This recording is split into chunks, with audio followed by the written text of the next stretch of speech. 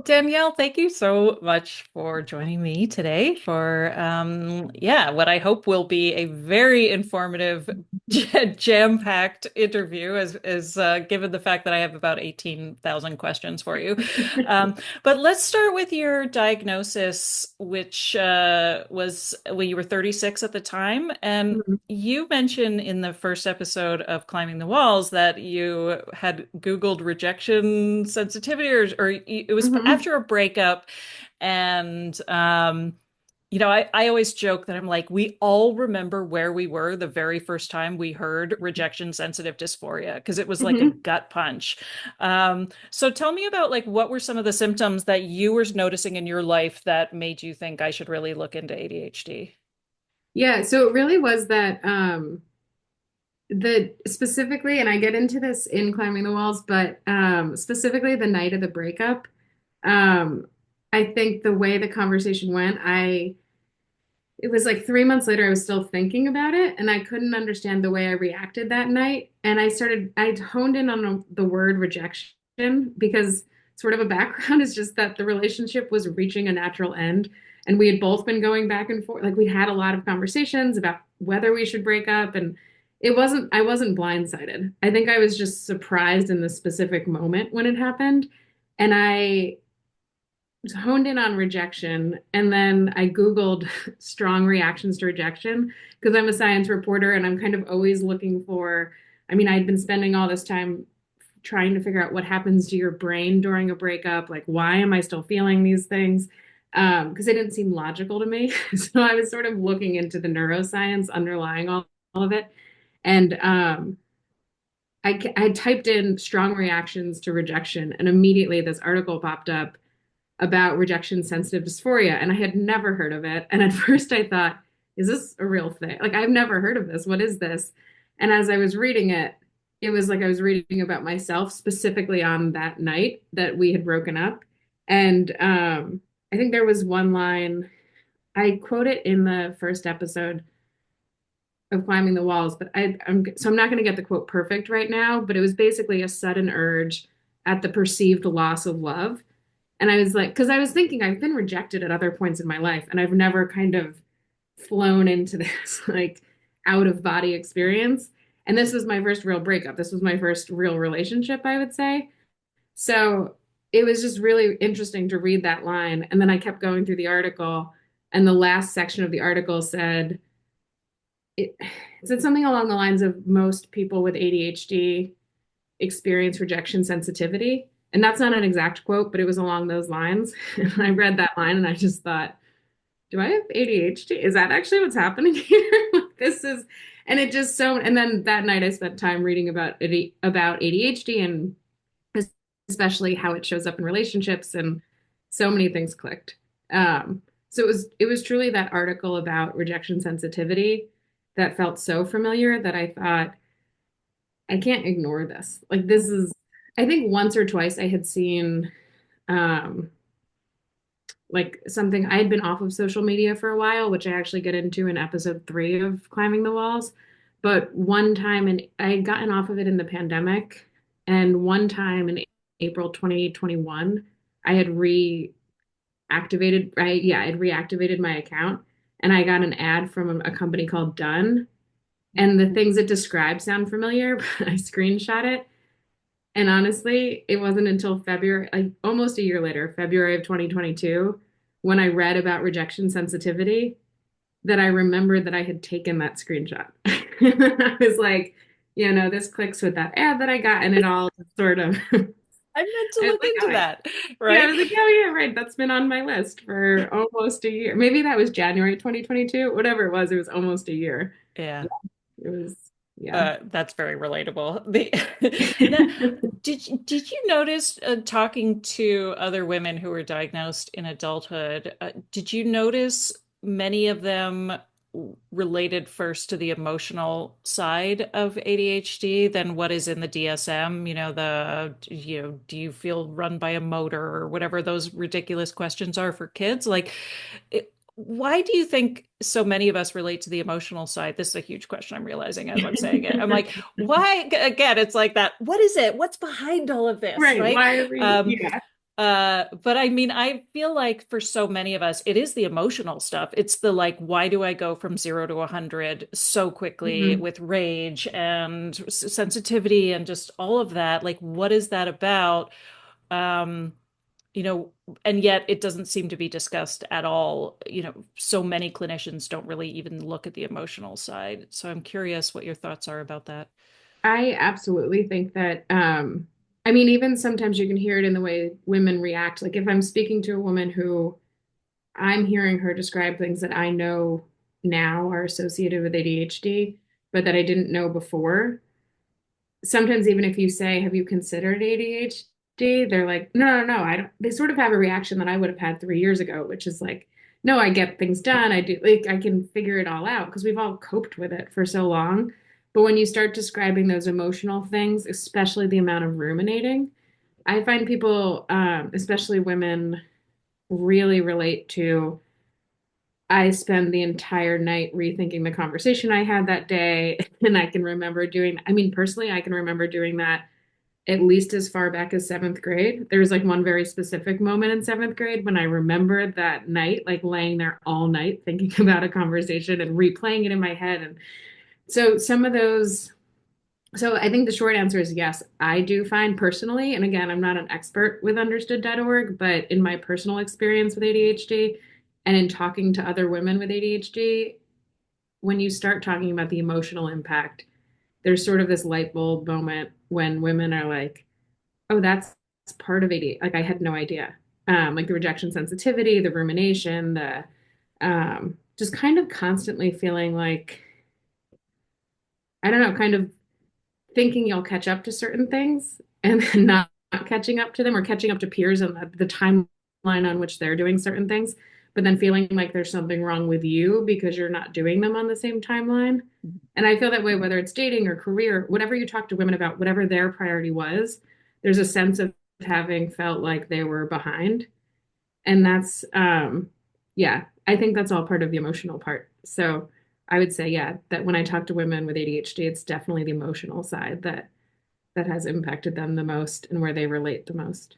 Yeah, right. I think the one common question among all of us is what's wrong with me? And Oh, I yeah. think you, right, I think you summed it up perfectly, which is that feeling of having to catch up, like thinking on some level, like, isn't this everybody's experience? Isn't this the universal female experience? Or, being Right. socialized as a woman, I often have that question of like, is this ADHD or am I an angry feminist living in America right now, right?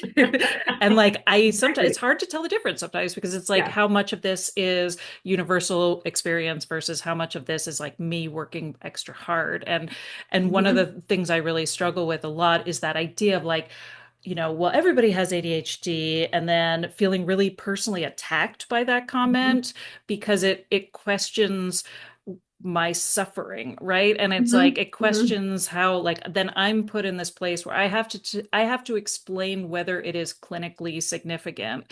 Uh-huh. And how do we even begin to figure that one out, right? And it would So be, yeah. How many times have you heard, and at least I know that I personally have heard so many times, well, every woman struggles with that. And I'm like, well, yeah, there are massive societal issues in like in the US and there's massive issues and there are reasons why every woman struggles with that, but they do struggle differently. And it's hard to get into the nuance and describe the difference in the struggle because everyone's only had their own experience. right. Right? So it's Mhm. hard to say like yeah, I guess it's all relative, but yeah, that part is it's difficult to try to Right. have to defend it too. I found myself sometimes then just not even I find myself now sometimes not even mentioning it, but instead just saying, "Oh, sometimes I have a hard time showing up." Rather or showing up on time, I mean, rather than saying, "Oh, I have ADHD." Like when I was first diagnosed, I started trying to describe things and like, "Oh, please don't get upset if I don't respond to that text. I'm learning what it means to have ADHD." And once I fully understood it, I stepped back and decided I didn't need to explain myself to anyone. Like if they wanted to learn what it meant to have ADHD, they could, but otherwise they could just continue to be friends with me and kind of accept me as I am. You know? Yeah, absolutely. And I think that's one of the things that is so fantastic about the diagnosis in adulthood is that it's like it's an explanation for us, right? It gives us Mhm. permission to be different and to not have to constantly apologize for who we are. And so yeah, a lot of the time it's like I'm just gonna say this is what I do, or that I might forget this, or I'm going to need this in writing, or all of those things, Exactly. and not feel shame about that anymore, And not right? feel shame and feel, yeah, I sometimes think that the greatest thing that's come out of the diagnosis for me is the level of self-forgiveness. Hmm. And I'm just like, because I used to berate myself for doing things wrong to a degree that was just not healthy. Like, there's Yeah. just no way it was healthy. And now I'm sort of like, oh, I did it that way because I have ADHD and that's just how my brain works. And that's what it is. And it might not meet everyone's expectations of how women are supposed to do things, whatever that means, but Yeah. it's how I do things. So, Hmm. and I wonder if you've had this question for yourself at all, but I sometimes wonder if it's also a level of self-acceptance that comes with reaching your 40s or your late 30s and 40s where you're also like, well, if people are going to be upset with me, then let them be upset with me. But this is what so it's an interesting time in life to be diagnosed, right? Because you're sort of like reaching a point of, well, this is who I am no matter what. I don't know. That's Yeah, exactly. It's like you reach that point where you're like, I'm tired. I don't want to apologize anymore for who I am. So, right? It's exactly. like Yeah. I think there is a real reason why so many of us are getting diagnosed in our like 30s and older, right? Because we're reaching that Mm. phase of like, you know what? Screw it. I'm just not Like, going to try that much harder anymore. Yeah.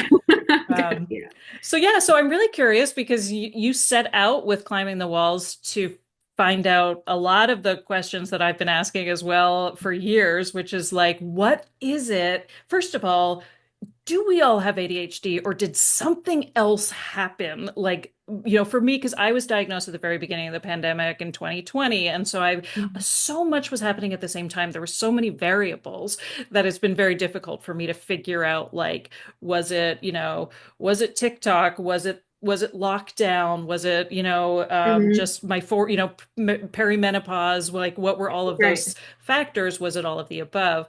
And so I love that you really like you're diving in there and saying like why women, why now, why during the last few years, um and also, you know is this ADHD, or like are we talking about something else that's broader? So Mhm. yeah, were there any things that really surprised you that you weren't expecting to learn in creating the series?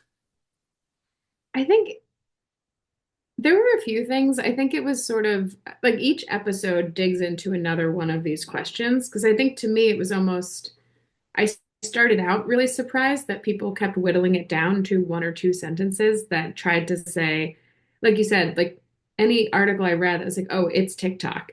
I kept thinking it can't be just one thing. Like there has to be something. I was really shocked by, and I feel naive even saying this, but that research into women's health has been lacking. Like, I think we all sort of know that at this point, but I was shocked by the degree to which, um, like, even though some of the research had started to catch up when we're talking about girls, even when you talk about adolescent girls, the research wasn't there. When you talk about young women, the research wasn't there. Like I was surprised that it wasn't there at truly any point. I was really surprised by to realize how much still isn't talked about because you sort of need enough women to reach a point in life and be asking questions for researchers to even start exploring those questions. And there's a question that one of the women asks in episode 6 that I had never even considered. And it made me realize, like, we just don't know. And it had to do with one of the women I interviewed was she's known about her ADHD for a long time, but she's now undergoing cancer treatment. And there's questions about, so she sort of took questions. Episode 6 focuses heavily on, that's the final episode, and it focuses heavily on hormones and what we do or don't know about female hormones and how they interact with ADHD. And I know we all want answers to that, but I hadn't even considered that women with ADHD who are postmenopausal might want answers about, or premenopausal, actually. Like I haven't talked to anyone who's gone through breast cancer and needs to consider different types of treatment. But the woman I spoke with was very concerned with how an estrogen blocker to treat breast cancer would impact her ADHD brain. And I was like, there's just so much that we still don't even know. I think that was my biggest surprise, I guess, is where I'm going with this answer. I'm rambling a little bit, but yeah, that was it, was how much we haven't even considered researching yet because we're Yeah. so far behind.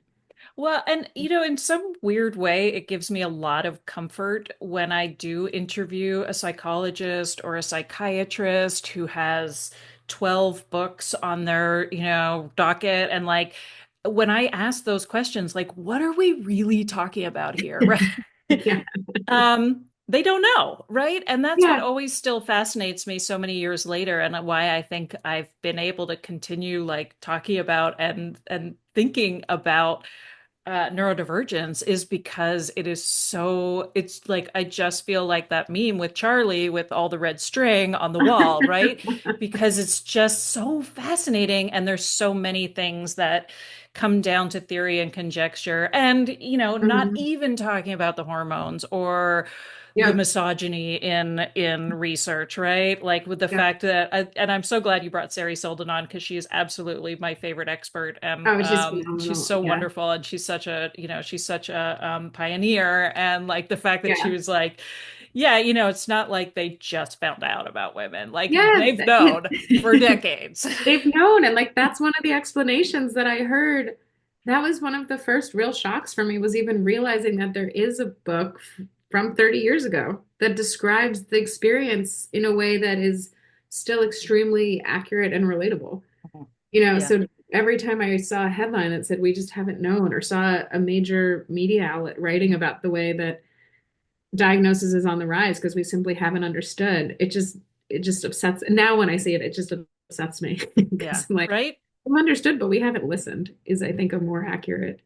Well, and then one of the things that I like, over the trajectory of my knowledge over the years through Mhm. this podcast and interviewing regular women and interviewing experts, like I feel like there's so many aspects that are playing into this in terms of the rise of autoimmune disorders in young women Mhm. and how dysregulated nervous systems are affecting our diseases, how the Yeah, rates of disease in women, and I'm like it's all connected, right? exactly. Like the interconnected nature, like it turns out it's all in our body and it's all connected. Right? Yeah. And like all of the ways in which women are, our bodies are kind of translating and manifesting stress and trauma. And then it's like, Mhm. okay, how do we even begin to parse the insanity of female trauma in somebody's Mhm. life? So it's like, I don't even know where we go with that one. Yeah. No, I've written in previous stories, I've written about treatments for autism that begin in the gut rather than the brain. And I Mhm. think that we're starting to see, just to not to get too deep into this, but sort of it's all connected. And you can't only treat the brain or only treat the gut or only treat anything. Like it's all of this is, and I think a lot of it relates back to stress, but I'm going off on a tangent. Well, that's We what I mean, right? I'm yeah. like, I feel like it's so endlessly fascinating to me in all the different directions. The more I learn, the less I know. And I actually said that Uh-huh. once to Loda Borg-Skoglund, who's I don't know if you came across her at all. She's a psychiatrist researcher in I'm gonna say Sweden, and it Is she might at the not Goddess be Lab? what? Is she at the Goddess Lab in Sweden? Yes, Okay, yes. I've come across the Goddess Lab. I didn't recognize Okay, all her name right. Yeah. specifically, Anyway, but but I yeah. I was interviewing her and I was like, the more I learn, the less I know. And she was like, absolutely. Like she was like the Yeah. one like brilliant scientist who validated a Mhm. lot of like it just gets more Yeah. confusing the deeper you go. And I think Did the you research find that with the series? I did, yeah. And I was just gonna say, I think the research coming out of the Goddess Lab is some of the most valuable research I've seen in years. And I'm excited to see what they have in the pipeline because um yeah, their work has so far been, I think, phenomenal. Or it's shed a lot of light on experience. Your question was, but sorry, I have that answer in my head to say. And then your question was there surprises? Sorry, can you repeat the question for me? Wait, what was my question? I think it was, Sorry. do you feel like when you set out to investigate the why women, why now, did you feel like you got the answer you were looking for, or did you feel like the more you researched, the less you understood? Asking for a friend. Yeah. I think I definitely got closer to most of my answers, but also have some big looming questions that I want to spend more time on. That the lifespan of the uh, making of the podcast couldn't have sustained, but there are things that I really want to keep looking into and just understanding, and not necessarily all related to ADHD, but kind of just related to brain function in the way we're living our lives now, Hmm. if that makes sense. Like Yeah. influences on not on whether or not it causes ADHD, but how it impacts people with ADHD or potentially compounds difficulties. Um, I think that's the question that I feel like I now don't understand at all Hmm. sometimes after making the show. Um, but yeah, so I think the short answer to your question is really I do have more questions than I started out with. Yeah. But I've also answered some of them in a way that were satisfying enough for me and I hope are satisfying enough for listeners. Oh, that's great. Did you feel like, um, I guess, in answer to the giant eye roll that we often get from the media of, everybody thinks they have ADHD right now, enough already. Like, do you have any more clarity around what is and isn't, I guess, diagnosable ADHD, kind of getting back to what we were talking about before, especially for a woman who sort of is in that feeling of like, I think I might have it, but I also don't know. Everybody's misdiagnosing or overdiagnosing or feeling kind of like uh, uh, I think questioning herself. I feel like I have more clarity on it after speaking with all of the experts that I spoke to for the research or as I was researching the show and then also the interviews that ultimately made it into the show. Um, I think there's also a lot of questions among researchers. I think I would leave that one to the experts, whether at understood.org or like I think some of those questions are answered in, especially in episodes 4, 5, and 6. But I think they're even still trying to figure some of that out. And like what qualifies as um, I want to make sure I get the wording right, but clinically diagnosable, right? Yeah. Versus and I think that yeah, it's one of those things where it's like science is science, but there's still some disagreement among scientists on some of that. Mhm. That's sort of where I've landed with it. Well, Yeah. and that's where I think it gets down to, are there risks to overdiagnosis or even misdiagnosis? And I feel like, other than feeling like if everybody has it, then we minimize the struggle, but that's a lot, that like that mostly ends up feeling like a personal sense of like a personal defensiveness more than it is a risk of overdiagnosis, right? So I'm like, all right, well, I can like coach myself out of that one. But like do you see any risks of overdiagnosis other than the medication issue or because I it was just gonna feels say, like advocating for yourself and learning how to be kinder to yourself, like those are all wonderful things for people, even if they I agree. even if this Yeah. is or isn't ADHD.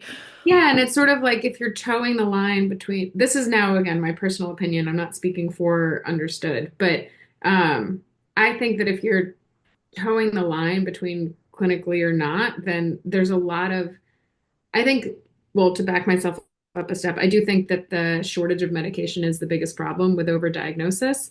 But you mentioned that one also, right? It's like other than that, I think what I found is that so many of us who have not yet really been versed in ADHD treatment think that medication is the only approach to it. And I've learned so much about other, how many other things matter in treatment. And even when I was first diagnosed, I thought of it as, okay, I'm going to finally try something that might help me better manage myself. And I took the prescription, I kind of took it religiously. And then I would say about 6 or 7 months in, I started to realize that I actually really, really like my ADHD brain and everything it's made possible in my life. And I didn't like quieting it down, if you will, with medication. And that was a very personal choice. I don't think that I think something different works for everyone. But that's when I really started to look much deeper into the lifestyle interventions, if you will, and just trying to figure out how to live. And I still, and like knowing how to get the medication to work for you instead of feeling like you have to be completely attached to the medication. So I think that, I guess where I'm really going with this is just, again, speaking personal opinion.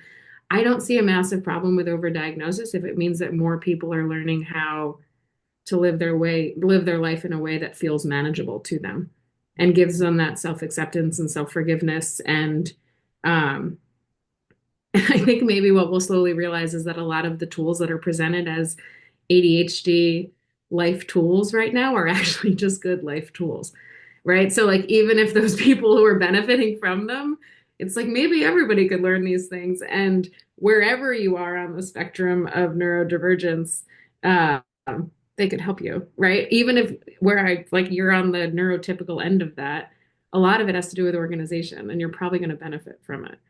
I guess Mm. that's my I don't know. I questioned overdiagnosis a lot, and I get into it, especially in episode 4, because that was a big question that I had coming into the podcast. And is that a problem? And I like worked my way through it a lot in some of the conversations I had in episode 4 and some of the conversations that didn't make it into the show.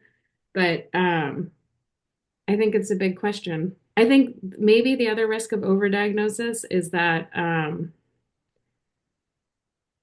if everyone's diagnosed, then people who, since like everyone needs help, but if people who stand to benefit the most from treatment can no longer access it because we've decided that like it's like a blanket diagnosis for everyone, then overdiagnosis is a big problem, right? Like if it limits access to treatment for people whose lives are changed by treatment, then I'm trying to figure out the right way to articulate it. Yeah, no, I Why totally get now the it. need for treatment? Yeah. Right. And what it's reminding me of the autism, actually autistic community as well, right? Which is like the more we expand the definition of autism to include self-diagnosed, low support needs adults, the Hmm. more we are, then the people who are opposed to that tend to be the parents, the clinicians, the people who have something to lose by the expansion Hmm. of the diagnosis, right? And so, Yeah. whereas the actually autistic adults don't have anything to lose, in fact, they have everything to gain from expanding this diagnosis to people who work next to you who are around Yeah. you and functioning Exactly. and living in society. And so it's like, who are the people that are opposing this the most? And it tends, Right. the people who roll their eyes and say, Miss, don't diagnose yourself because of a TikTok video, tend to be the people Uh-huh. who lose the most, in terms of their authority and clinical Okay. gatekeeping and whatever. And now I'm Hmm. starting to sound like I'm a conspiracy theorist, but I think there's like No, no, almost I like think I know where you're. there's a bit of the like follow the money around that, right? Which is, Hmm. And there's a lot of if money involved. right. Yeah. Sorry. Go ahead. Sorry. I don't. But Yeah. just in terms of like if everybody says they have ADHD, will that make it less likely for people to get accommodations at school or at work? The answer should be no. The Yeah. answer should be Yeah. everybody should be getting whatever accommodations they need, and can we Yeah. look at it that way? If we start Actually, looking at each person in the workspace as being, somebody who can advocate for themselves, as opposed to being like cogs in the machine, the capitalist exactly, right? machine. Yeah. Right. That's exactly, I completely agree with you there. Like what it does is empower people to say, this is how I worked best. And almost like this is how you'll get the most out of me because this is how I work best. You would think that rather than being cogs who do everything exactly as it's expected to be done, it would ultimately benefit companies, in my mind, if they, um, but what I was getting excited as you were talking about it too, because something that's not at all in the show, but that I found the most interesting and research that I think is now, you could say, on the horizon because they're getting researchers who I spoke with are getting grants to study this, but are at like the nascent stages of actually conducting the research. There, at least 5 of the ones I spoke to in all different countries or states are looking into what accommodations actually help people with ADHD the most. Because they're starting to find that when ADHD was initially diagnosed kind of in large numbers, it was grouped in with other learning delays in school. And so then the accommodations just became, we'll give you the same accommodations that we give for learning differences. And like one researcher who I spoke with in London is a college professor who just said, I noticed that when I give my students with ADHD extra time, they're just going to take whatever extra time I give them because we know enough now to know that the ADHD brain works well with deadlines. And she was suggesting she doesn't have the research done yet, but she's trying to figure out what accommodations actually work best. And we could end up now completely hypothesizing. I'm just going to throw out an example. But if we ended up at a place where everyone with ADHD was given less time because they're going to get it done as quickly as they need to, would the accommodations be as appealing? Hmm. And then if someone doesn't, you know what I like, you would almost start to, if we like start to hone in on what accommodations truly work best for ADHD, we might see that less people, if we're worried about overdiagnosis, we might see that less people who don't have whatever we call true ADHD are seeking a diagnosis. Does that make Hmm. sense? Like, I don't know if I articulated that well, but I'm excited to see what accommodations the research shows are best for ADHD. Yeah, and I'm just glad somebody's researching it too, right? Because I think Mhm. one of the issues is like if we have to start looking at this differently and if we have to start taking other people into consideration in terms of needs and changing the way things have always been, then nobody wants to do that, right? And so Right. it's like um Yeah. even I'm back in grad school now, and one of the accommodations I need the most or I appreciate the most is time and a half on tests and having them Mhm. somewhere else. Do I ever use the time and a half? No, I never use it. Yeah. I just need to know it's You there. need to know it's there. And the And quiet space, that sounds amazing. I've never been in an academic setting while knowing I have ADHD. it's so I meta. imagine Yeah. that having, because yeah, like any noise is so distracting. Yeah. Right. And so it is really helpful to know that stuff, but also like why doesn't everybody like why are we even being timed? Right? That's the big Right. thing, which is like, why do Yeah. I even have to ask for time and a half? Why are we being timed? Why are we even taking midterms? Midterms are ridiculous, right? Ridiculous. Why Yeah. do I have to Yeah. memorize information when the internet exists? Like it's like all of Yeah. those questions start coming out, And and then you're like, well, if we have to change everything from the ground up, well then screw it, forget it. yeah. And then you start to see how, like, in certain, I would say, spaces that have the privilege of being able to do things really differently. Like, where I'm going with this is where I went to grad school, it was the first time I'd ever been in a pass fail situation. And I've been a straight A student my whole life, but if you ask me what I've learned, I could tell you that I learned how to take tests in a way that I would get straight A's, right? Like I learned how to make sure I got the A, even if it meant convincing a teacher to change my grade, because I just learned that the goal was straight A's. And then I got to grad school, and I don't know what my grade actually, most of the teachers would tell you at the end, had this been a graded class, this is what you would have had. But knowing that it didn't matter if I got an A or not, I can tell you a lot more of what I learned in grad school because I just retained so much more because it was truly, you're going to do this work if you're interested in doing the work, not if you're interested in getting an A. Does that make sense? Like Oh, as soon as the grading was absolutely. gone, and I say that that's only the type of place that is like a privileged enough space to say, we'll just do pass fail grading because you're never going to need to know what your grades were on this. Mhm. Um, and imagine if like when I found out that there were undergraduate programs that are pass fail, I so deeply regretted not having applied to one of them because that would have been a much less stressful 4 years. And I might have retained a lot more of what I actually learned. Yeah. Yeah. Right? I know. Yeah, it's very fascinating to go back and learning to kind of advocate and talk about I'm in grad school to become a mental health counselor, mostly to work with women with ADHD, and it's something it's fascinating to me how little ADHD is in the curriculum, how little autism is in the curriculum, and um, yeah, I mean, it's everywhere. It's really everywhere, especially in mental health counseling. Yeah. So, um, it's kind of like on the one hand, I feel like I'm a broken record, constantly having my hand up in the classroom saying like, have they been screened? But also feeling like, thankfully somebody is in the room talking hmm about this, for everybody else. I'm Um, amazed by, yeah. yeah, Now, I'm sorry. Go ahead. Go ahead. I'm curious. Sorry, I'm just looking at the time and I'm like, oh my Mhm. God. I So, have more time if you want to keep going, but also, yeah, but yeah, go ahead. well, it's like again, it's towing that line of like, if the episode's too long, nobody will listen to it. But I'm curious, like, if was there anything that didn't make it in? If there was like an episode 7 that you could, was there anything that you feel like you wanted to get in that didn't make it in? I mean, I would love to make a whole nother show about the way we live our lives now and what's different and why there might be, again, I want to be careful with the wording of this because I don't think it's environmental factors that are creating ADHD, but I think environmental factors that are compounding the difficulties of ADHD.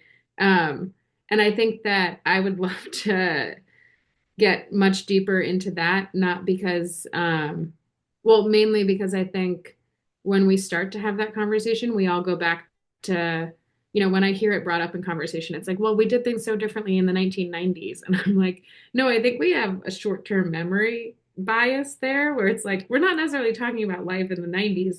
Even by the 90s, so many people were struggling with ADHD because of how things had changed since maybe the 1890s or since, like I think I nerd out the most on the science. So I would love to look into the more evolutionary questions and kind of how we live now. But otherwise, the other things that didn't make it in were really the research on the accommodations.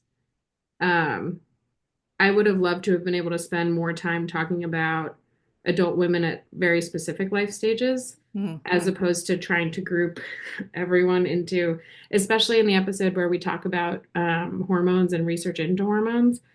You kind of can't do an entire episode on each age group because the research doesn't exist. Yeah. Like it was almost, I think as a reporter, it was the first time that I was attempting to report essentially on the absence of something as opposed to because my reporting style is very much I mean it's narrative and I'm trying to talk to people who have had the experiences with things and also who have done the research and we can look back at least slightly at the research and how it's changed things, but this was looking at research that um, I ultimately found one study that had come out in the last year and otherwise I was reporting on the absence of research, which is yeah, it was an interesting challenge, but otherwise, as far as leaving things out, I think it's just that every woman I spoke with I could have made an entire episode out of like episode 5. Sorry. In episode 5, I go to a camp that's primarily designed for children with ADHD, but it's for their entire family to attend Hmm. so that the parents can also like while the children are in very ADHD friendly activities throughout the day, the parents are essentially in like either group therapy, you could say, or sessions where they're just learning a lot. And many of the women at that camp were there for their children, but had recently been diagnosed themselves. And I could have made an episode featuring every single conversation I had at that camp.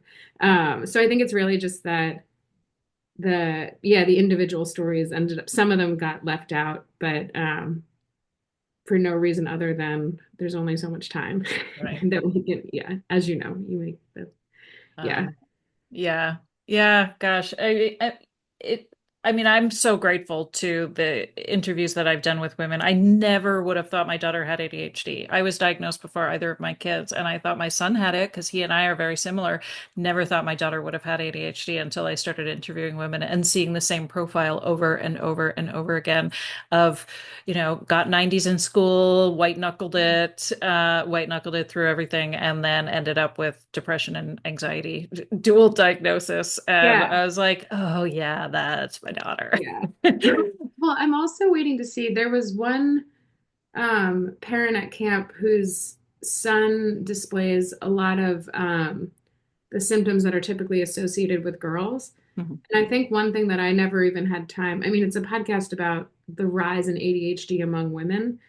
So it really wasn't the place to explore what I'm about to say, but I'm very interested in how many boys and men have the traits that we associate with girls and are not necessarily identified because the boys don't even know how to voice that. Like listening to this woman describe the way her son would describe what he was feeling, she was even confused. Like he was just describing things that you don't typically hear boys describe. Um, and it's mostly the inattentive ADHD symptoms. But I'm curious to see if in the next 20 years we find out that there's a lot of undiagnosed men who don't show the hyperactivity as kids. Well, right. And that's And again like the that's difference just between the personal experience. biology and the socialization and the nature nurture Mhm. elements are also endlessly fascinating too, because you think about like the Endlessly lack of fascinating. social and emotional development for boys Mhm. if they are inattentive. Yeah, like it's like they're doubly damned in terms of masking and holding it all together and yeah. So now if you could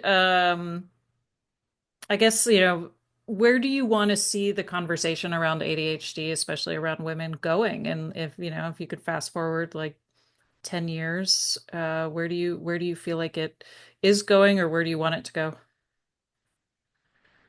I think the first place I wanted to go is just towards less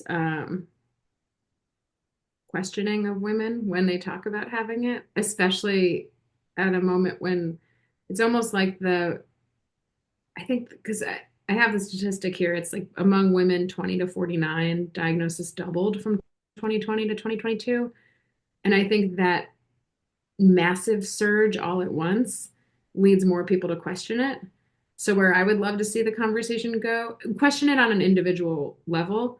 Um, like the looks that I've gotten from some people, and it's almost like their eyes glaze over if you mention ADHD because they've heard it from so many women in their lives lately.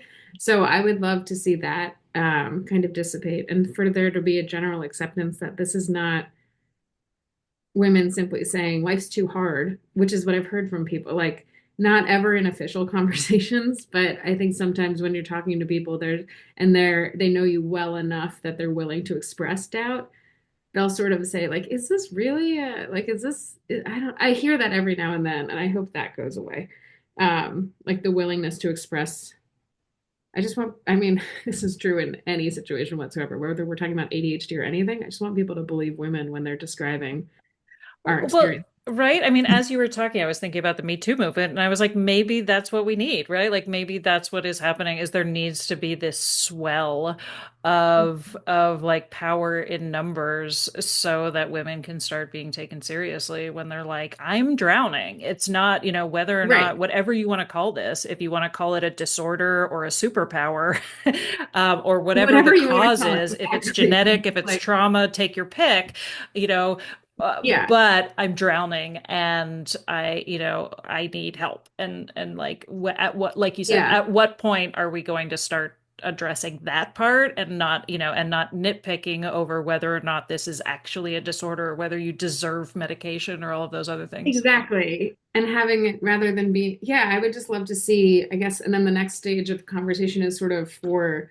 societal level adjustments as opposed to expecting women to figure out the treatment completely on our own and fix things. Whereas it's like there's a lot of things around us that could be fixed too. Like, Oh, I felt yeah. that one so deeply, right? Where it's like, well, and I think that also goes back to the idea of accommodations and even just the like medication route, right? Which is like if we stop talking about this like it's a disease to be fixed with a Mhm. pill or Mhm. whatever, like, and then we stop talking about the fact that it's the onus is on the individual to fix themselves.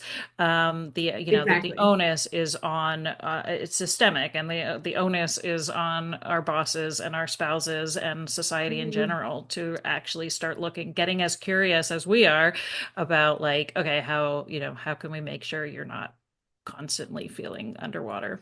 Exactly. In the same way that I think, I think as a society starting to look at schools to say the onus, I mean, you would never say the onus is on the child, right? To like figure it all out and fix themselves. And I think giving some of that grace also to adults would be a good place for the conversation to land. Yeah, wow. No, No biggie. Yeah, no That's a biggie pretty at easy all. one. I'm always just like, yeah, how can we completely overhaul the way society functions so that more people can feel functional on an Oh, everyday basis? Yeah, it would be great. yeah. But, I think I haven't really thought much about like the Me Too movement and how that swell really did change the dial, right? And so maybe, if that is what is going to come of this momentous few years of like massive diagnoses, whatever we end up calling it, whatever we end up, deciding that this um, is it going to move the needle, hopefully, towards, like you said, towards better health and wellness services, Yeah, especially for, marginalized populations and yeah. yeah. And I mean, especially because like in doing the research for climbing the walls, I just kept coming across anytime there was even, I would call it a micro rise, you would see reporting it, and then the reporting always comes back to overdiagnosis rather than what can we do to like to help, I guess is what, but not even just to help, because I don't think anyone with ADHD would ever say we want handouts or help in that, like in the way that help is sort of vilified sometimes. It's Mhm. just like, yeah, we just want the I don't know where I'm going with this one. Well, But one of it's the things feeling I too find a lot with, secret. one of the things I find a lot with my coaching clients is when they are when they're struggling at work, right? They feel like asking help is somehow getting away with something, right? And I'm like, Exactly. how have we gotten to a place in society where we have to exhaust all options before we Mhm. ask for help? Like, That's why does exactly asking for help feel like you're cheating? And so right. again, it's like I have identified a way to optimize my performance by Hmm. adding in this accommodation.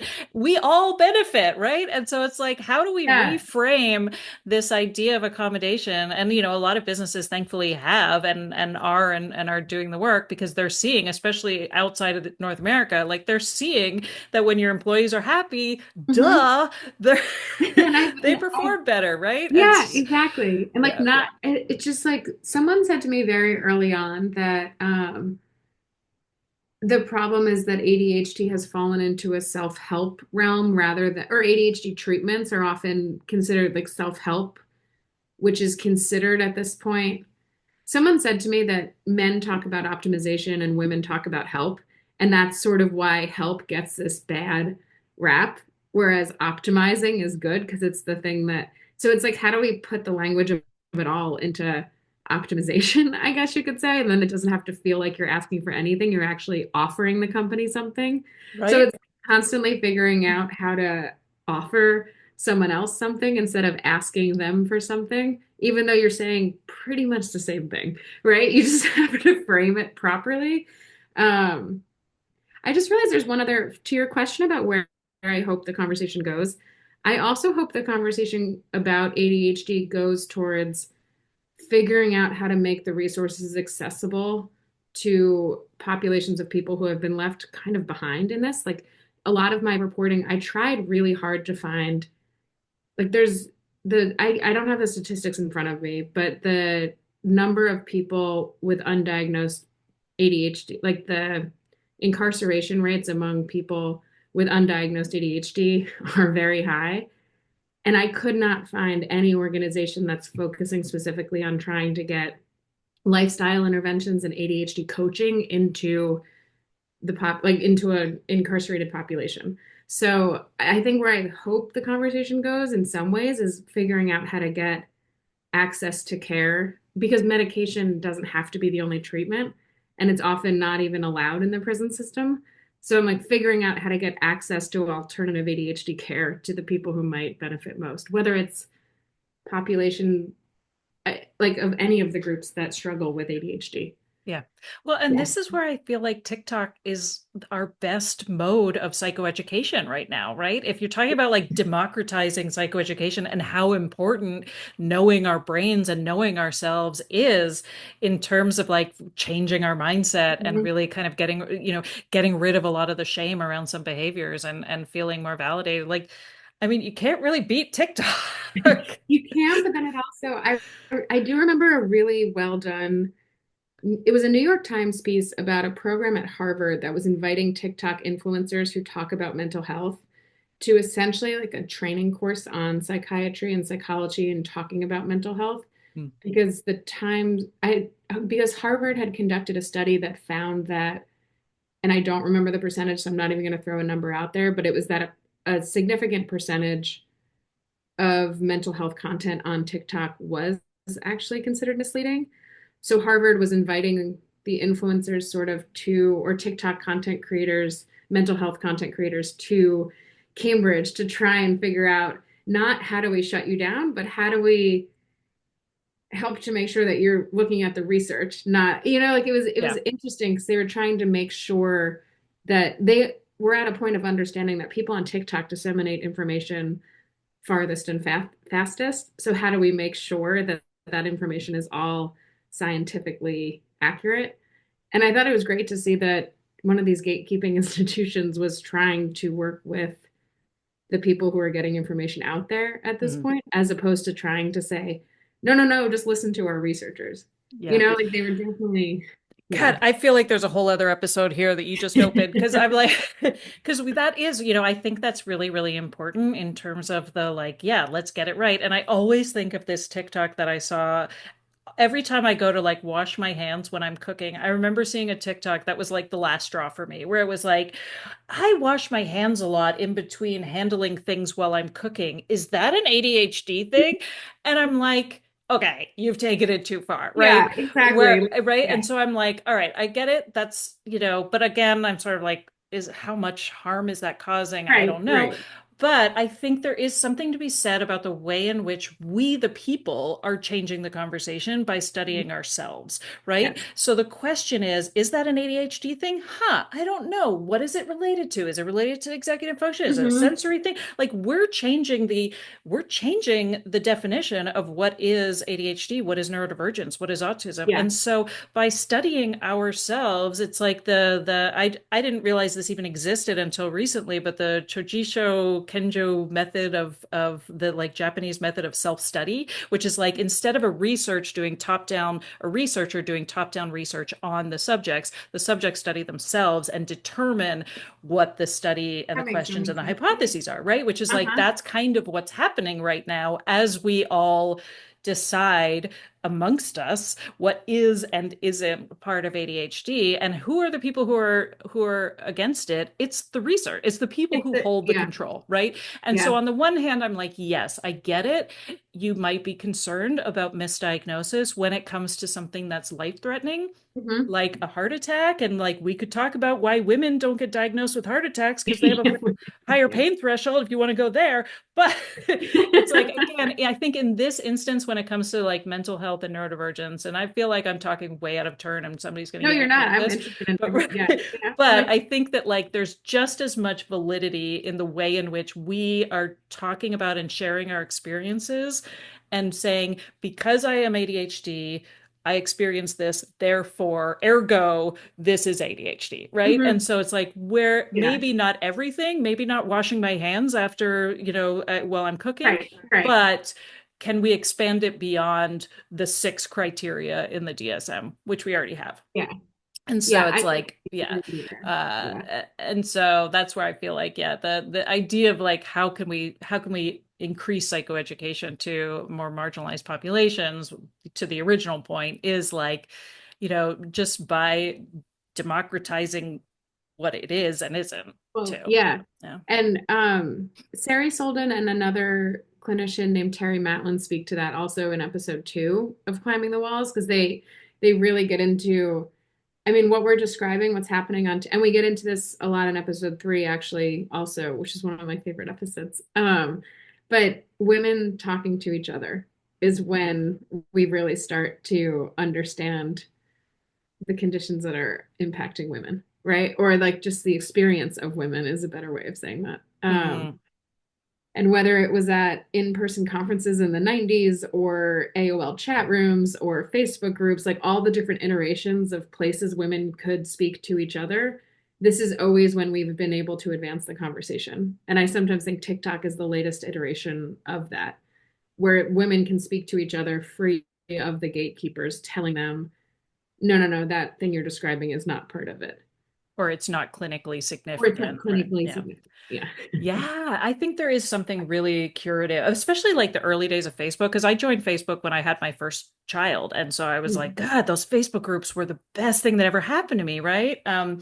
Or even just like the listservs, like Park Slope Parents and all of those, like all of the the validation that happens in community for women, I think is like the antidote to a lot of the misogyny that's happening right now. God, that's so I mean, it's Completely. kind of obvious, but feels really profound right now, thinking about the way in which there is that like curative aspect to validation in a lot of these I think so. experiences. Yeah, and Sari and Terry both described going to the first adult ADHD conference and just the feeling in the room and realizing, oh, there's nothing wrong with me. I'm just not usually surrounded by other women like me.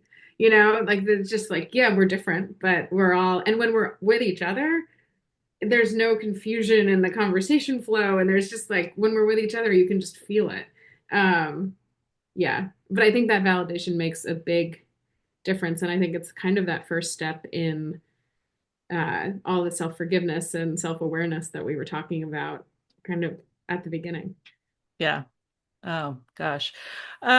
Well, thank you so much. I mean, yeah, like Yeah, no, thank these are the you. conversations I find so nourishing. Like you said, like it's just, gosh, I've often said it feels like unbuttoning your pants at Thanksgiving dinner. It's like that feeling, right? Where you're just Such like, a good, oh, yeah. right? I No, just that's completely it. Yeah. yeah, where it's like, oh, I love it, and I love the research you're doing, and thank you so much for that. I have one final question, Mhm. which is, where did the name Climbing the Walls come from? Why? How Um, did you end up with that one?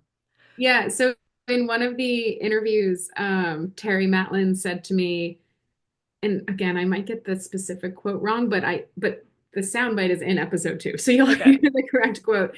But just that during the pandemic, she received more emails from women seeking treatment for ADHD than she'd ever received before, and she said these women were climbing the walls. And as soon as she said it, my editor and I were like, "Oh, that's the name of the show." That's Um, yeah, it was her description of women during the pandemic who were truly. I mean, I think that captured it perfectly, climbing the it walls. it really does, right? And I was going to say, like we were talking earlier before I hit record about the shiny ball syndrome and how you talk Mhm. about that in episode 1 of being in grad school, and maybe that would be a good alternative name to ADHD, but I think maybe climbing the walls syndrome might be a better one, right? I mean, it's so true of what we all do. Yeah. Yeah, shiny ball syndrome. There was also another one I was tossing around at one point, all the scattered ladies, because I don't being scattered is bad. Like, so I was sort of like, but we tossed around a few, and then I think my editor and I agreed we love to take a title from something someone says to us. And so when she said that, it was like, oh yeah, there we go. Yeah, Yeah. that's perfect. Well, Yeah. thank you again, Danielle. It's been so lovely sitting down talking to you, and I'm so excited for everybody to hear Climbing the Walls, which has already aired at this point. So April 2nd was the first episode aired, and there's 6 episodes. So yeah, and there'll be links in the show notes to all of that. And yeah, thank you so much. Is other than your website, is there anywhere else people can find you? And um, do you have anything Yeah, else there's that you're working on that might be related? the other things I sort of work on. This is probably one of the ways I know about my own ADHD, but I work on like the other things I'm working on right now are a true crime podcast and an ESPN series. So it's sort of like all over the place, but so nothing else ADHD related at the moment, but understood.org is full of resources. So I would say, yeah, for more information, I would definitely point people there. Awesome. All right. Yeah. Well, Thank thank you you so much. again. This was great. Yeah.